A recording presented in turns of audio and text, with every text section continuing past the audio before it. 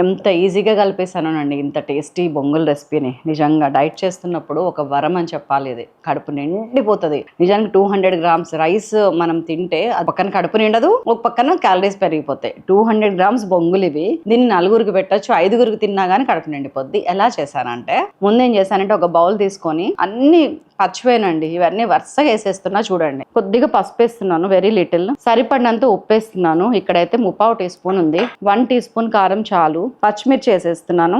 ఇదిగోండి ఒక medium size onion వేస్తున్నాను. ఒక 2 మీడియం సైజు టొమాటోస్, కావాల్సినంత కొత్తిమీర, అల్లం తరుగు, ఇదిగోండి ఉడకబెట్టిన గ్రీన్ పీస్, ఇవి ఉడకబెట్టిన శనగలు. సో ఇవన్నీ ముందు ఒకసారి కలుపుకుందాం. ఆ తర్వాత బొంగులు అవన్నీ వేసి కలిపేసామా. ఇవన్నీ కలిపేసాక మంచిగా నిమ్మరసం పిండుకున్నాను. మంచిగా బొంగులన్నీ కలిసినాక లాస్ట్ కి మనము ఇదిగోండి వేయించిన పల్లీలు వేసుకోండి. కరకరలాడుతా సూపర్ టేస్ట్ ఉంటుంది. అండ్ వేయించి పెట్టుకున్న అటుకులు కూడా కొన్ని కలుపుకోండి. అక్కడక్కడ క్రిస్పీగా చాలా టేస్టీగా తగులుతాయి. So that's all. వెంటనే ఈ రెసిపీ రెడీ అయిపోయింది. ఇంట్లో ఎప్పుడంటే అప్పుడు డైట్ చేస్తున్నప్పుడు ఆకలిస్తే ఇంత తినండి చాలు. ఫుల్ వీడియో సైలాస్ కిచెన్లో స్ట్రీమ్ అవుతుంది, చూడండి. బాయ్.